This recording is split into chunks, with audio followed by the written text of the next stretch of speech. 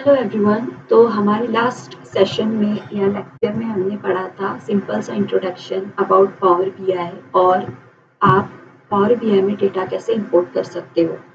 ठीक है, तो आज के लेक्चर में हम कवर करेंगे कि आप डेटा अंडरस्टैंडिंग कैसे होती है पावर बीआई में और उसको ट्रांसफॉर्म करने के लिए क्या किया जाता है। ठीक है, कौन सा ईटीएल टूल यूज़ करते हैं। तो आप सबसे पहले हमेशा ये ध्यान रखिए कि आपको कभी भी रियल लाइफ में डेटा जब भी मिलेगा काम करने के लिए तो कभी भी क्लीन नहीं मिलेगा। उसको ट्रांसफॉर्म करने की ज़रूरत रहेगी, हमेशा मेसी डेटा आपको मिलेगा। ठीक है, तो चलो let's start with our topic के डेटा को इंसर्ट करेंगे और उसकी अंडरस्टैंडिंग करेंगे। ठीक है, तो सबसे पहले अंडरस्टैंडिंग। तो मैं अपनी प्रैक्टिस फोल्डर में जा रही हूँ। जैसे मेरे पास में ये मैंने सेव कर रखा है मेरी फोल्डर में, वैल्यू एडिट कोर्स में एक पावर बीआई फोल्डर बनाया और इसमें प्रैक्टिस फाइल ओपन करने जा रही हूँ। ठीक है, ये अदर डेटा के फोल्डर है और जिसमें ये 4 वर्कबुक दी हुई है। तो हम इसको भी इंसर्ट करना सिखाएंगे कि कैसे आप एक फोल्डर को भी इंपोर्ट कर सकते हो और उसको अपेंड कर सकते हो, क्योंकि अलग अलग शीट तो आप अलग अलग शीट पे आप वर्क नहीं कर सकते, आपको अपेंड करने की ज़रूरत होती है। तो वो हम नेक्स्ट सेशन में देखेंगे। ठीक है, तो अभी डेटा की अंडरस्टैंडिंग जैसे मैं यहाँ पर ओपन कर रही हूँ इस फोल्डर को। तो सबसे पहले तो डेटा को समझना मतलब वो किससे रिलेटेड है। यहाँ पर फ़िल्टर लगा है, मैं फ़िल्टर हटा रही हूँ पहले तो। ठीक है, तो ये हमने फ़िल्टर हटा दिया। तो ये देखो, ये यहाँ पर order ID, order date, customer ID, restaurant ID, food item, payment mode. तो इन सब से आपको एक समझ आ रहा होगा कि ये एक फूड डिलीवरी का डेटा है जो स्विगी, ज़ोमैटो वगैरह होता है, तो उससे रिलेटेड ये डेटा है। ठीक है, तो ये अप्रैल मंथ का डेटा है। ठीक है, इतना आपको समझ आ गया। ठीक है, इसको क्लोज करो। अभी इसका दूसरा जो फोल्डर था सेव कर देते हैं। ठीक है, दूसरा जो फोल्डर था इसका, हमारे पास में 4 शीट थी, जैसे अप्रैल की है, फेब की है, जनवरी की है, मार्च की है। तो सभी में सेम है ऑलमोस्ट डेटा, मगर मंथ अलग अलग है। ठीक है, अब आपने एक चीज ऑब्जर्व की होगी, इसे मैं अभी ये फेब का भी ओपन करके दिखाती हूँ। ठीक है, तो आपने देखा होगा ऑर्डर आईडी है, ऑर्डर डेट है, कस्टमर आईडी है, रेस्टोरेंट है, फूड आइटम है, सब दिया हुआ है, बट कस्टमर नेम नहीं है। तो ठीक है, कस्टमर नेम नहीं है, तो कस्टमर नेम के लिए इन लोगों ने अलग से शीट दे रखी है, वो भी मैं ओपन करती हूँ, ओपन करके दिखाती हूँ आपको। ठीक है, तो जैसे ये मैंने फोल्डर ओपन किया, इसको थोड़ा बैक जाएंगे और मैंने सेम शीट को इसी के नाम से सेव किया है, अदर डेटा। तो इसको ओपन कर लेते हैं हम, टाइम लगेगा। देखिए, यहाँ पर भी फिल्टर लगा है, इसको मैं फिल्टर हटा देती हूँ। ठीक है, फिल्टर हटा देते हैं हम। उसके बाद में ये देख सकते हो, जैसे इसमें कस्टमर नेम दिया हुआ है, मेंबर टाइप गोल्ड है, रेगुलर है, कैसा है, कस्टमर आईडी दी हुई है। ठीक है, इतना आपको समझ गया होगा।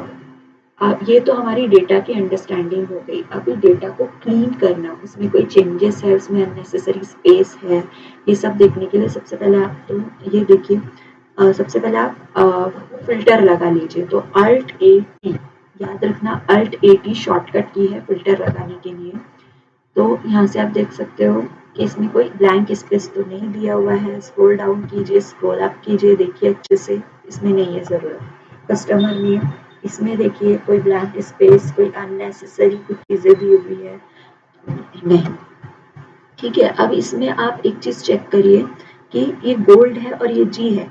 जी फॉर गोल्ड दिया हुआ है और आर फॉर रेगुलर दिया हुआ है। तो इसको एक जैसा एक प्रॉपर वे में करने के लिए हमको इसको ट्रांसफॉर्म करना पड़ेगा, इसको मतलब चेंजेस करने पड़ेंगे इसमें। तो हम देखेंगे, वो हम डायरेक्टली पावर बीआई में करेंगे, वो ईटीएल टूल की मदद से। ठीक है, तो अभी इसको क्लोज करते हैं, कंट्रोल ए, इसका फिल्टर हटा के इसका फिल्टर हटा के हम इसको क्लोज करते हैं। होम टैब में जाके इसका शॉर्टकट की भी होता है, मैं थोड़ा भूल गई, वो आप देख लेना, या मैं खुद आपको बता दूंगी कि फिल्टर हटाने के लिए शॉर्टकट की का कौन सी शॉर्टकट की यूज़ करते हैं। ठीक है, इसको क्लोज करते हैं, इसको हम सेव कर लेते हैं। ठीक है, अब ये जो हमारा फ़ोल्डर था, जिस मंथ वाइज़ फ़ोल्डर, उसमें अलग-अलग वर्कबुक थी, तो उसमें कोई चेंजेस है, नहीं है, वो सब आप अगेन फ़िल्टर लगा के चेक कर सकते हो। इसमें तो मुझे कोई ऐसी ख़ास चेंजेस नहीं दिखाई दे रहे हैं। Alt A T, oh sorry, A की को लगा है, पूरे को लगाने के लिए alt A T, control A, alt A T. ठीक है, फ़िल्टर लग गया। ठीक है, अभी आप देखो यहाँ पर ब्लैंक स्पेस है या नहीं है, स्क्रॉल डाउन करके आप चेक कर सकते हो। सिमिलरली आप हर एक फ़ोल्डर में जाकर हर एक कॉलम में जाकर आप चेक कर सकते हो। ठीक है, तो इसको भी हम क्लोज़ कर लेते हैं। फ़िल्टर हटाने के लिए अगेन अल्ट ए टी को ही टैप करो तो फ़िल्टर हट जाएगा। ठीक है, इसको भी क्लोज़ करिए, सेव, डन। अब हम आ जाते हैं अपने कैनवास पेपर में, जहाँ पर हमको काम करना है। ठीक है, तो यहाँ से सबसे पहले तो हम अपना डेटा इंपोर्ट कर लेते हैं। मैं यहीं से डायरेक्टली कर रही हूँ। तो जो अदर डेटा का शीट दिया हुआ है, फ़ोल्डर भी मैं इंसर्ट करना बताऊँगी आपको, कैसे उसको अपेंड करना है, वो सब मैं आपको बताऊँगी। बट उसके पहले हम सिंपल सा एक शीट इंसर्ट करके देखते हैं।